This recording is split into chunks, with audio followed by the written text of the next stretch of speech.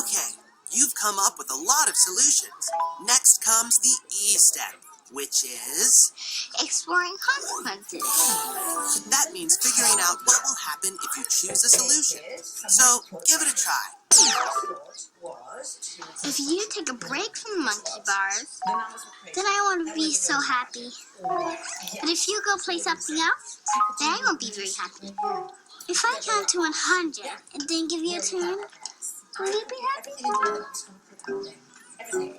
Yes, then I won't have to wait so long. I'd be pretty happy too. Let's pick that one. Together, you picked the best solution. So, there's only one thing left to do. Let's go back to the monkey bars. I'll show you books how to hang on for a long time. Okay, let's go. Hey, you know, I'm the best at monkey bars. No, you're not. It is.